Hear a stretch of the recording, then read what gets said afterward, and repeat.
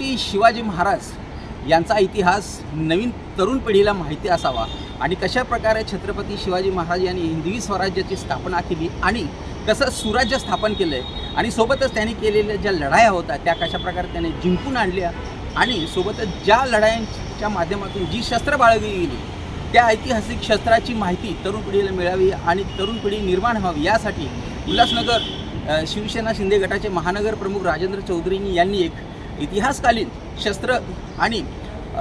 सोबतच असलेले जे गड किल्ले आहेत आणि जे नाणी आहेत त्यांचं एक प्रदर्शन भरवलं होतं. सदर जे प्रदर्शन भरवलं होतं या प्रदर्शनामध्ये सहभागी होण्यासाठी उल्हासनगरच्या महापौर अश्विनी कमलेश निकम, शिंदे गटाचे गोपाल लांडगे आणि अन्य मान्यवर सोबतच उल्हासनगरचे माजी आमदार पप्पू कालनी यांच्यासोबत त्यांचे अनेक सहकारी देखील उपस्थित होते. यावेळी उल्हासनगर शहरातील जे शाळा होते शाळेतील सहकारी होते आणि शिक्षक म्हणा आणि विद्यार्थी होते यांचा देखील मोठा सहभाग होता. त्यांना ही सदर प्रदर्शन दाखवून येणारी पिढी घडवली जाणार आहे.